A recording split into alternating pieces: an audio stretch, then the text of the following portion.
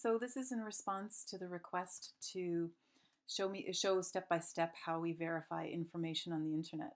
So this is essentially what I did with my son Jonathan. He came to me and said, "Mommy, does caffeine stunt growth in kids?" Well, he said, is it going to make me smaller? Because he doesn't use words like stunt. So we'd had a conversation the night before about verifying information online and being careful about that. So I said to him, "Okay, Jonathan, let's do this. Let's go onto Google like we typically would, and let's put in our key search terms." So we're looking for caffeine, and yes, I've done it already. So here it is, caffeine and growth. So we're going to see a typical page that comes up, and you can do this with the students in your classroom. So the very first thing that comes up is from the first answer that Google will give me is one that I've searched before. Because of my confirmation bias and because the algorithms know exactly the kind of things that I like to use, the sources that I like to use, it comes up with Johns Hopkins University Medical Center. So when I did this for the very first time, this is not the first answer that came up, but it was on the top of the list. So if I was just to go in here and say, does coffee stunt your growth? Well, the very first answer I got, no, it doesn't. But I shouldn't stop there.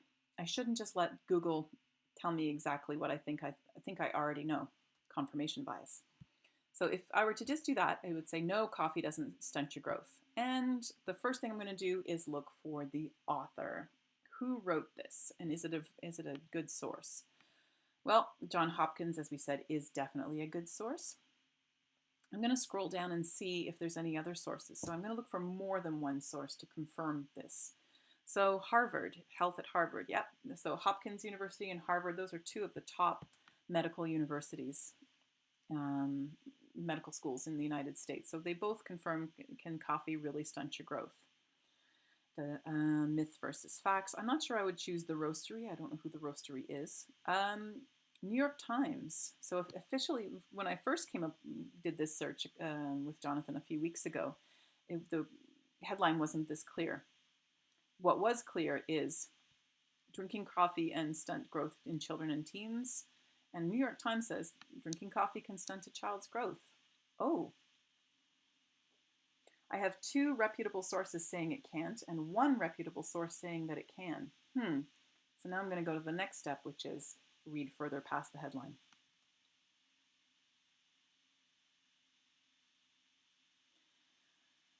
Really?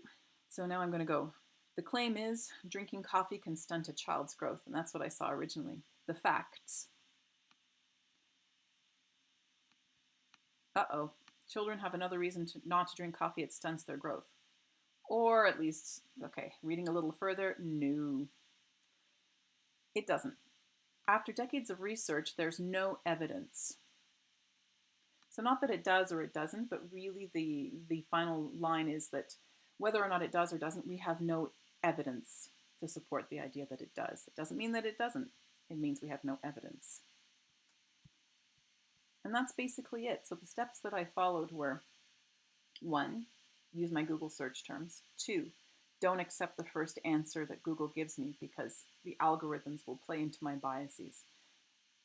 3, check the sources. Are they reputable? And if you're looking at things like health, look for the top medical universities in the world.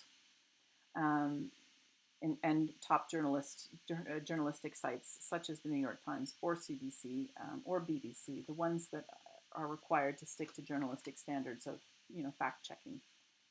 Then 4, read beyond the headlines. Go through and see just to make sure. 5 is also make sure that there's more than one source. So those are all the strategies that I use just in this quick exercise.